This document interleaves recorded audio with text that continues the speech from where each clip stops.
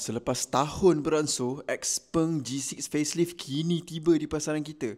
Standard range sudah tiada.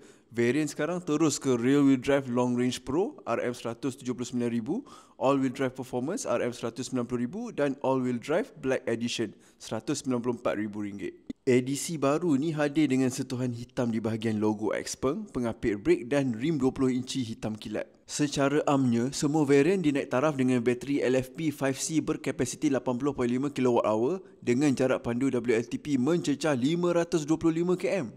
Dengan platform 800V dan DC yang menyokong sehingga 451 kW, 10 ke 80% hanya mengambil masa 12 minit, terpantas di kelasnya.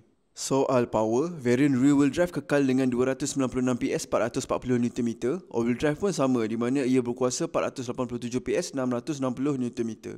Secara amnya, SUV EV ala coupe segmen D ini diperbarui dengan luaran lebih moden, merangkumi bar lampu LED penuh dengan nyalaan isyarat, logo kelabu matte Xpeng yang ditukar ke bahagian hood, arca roda warna badan, rekaan belakang jenis ada spoiler ducktail dan diffuser belakang yang lebih aerodinamik. Kabin Xpeng G6 facelift pula datang dengan papan pemuka baru yang ada pencahayaan ambient, steering kapasitif serta tempat duduk hadapan dengan urutan sokongan lambar, pemanas dan pengudaraan.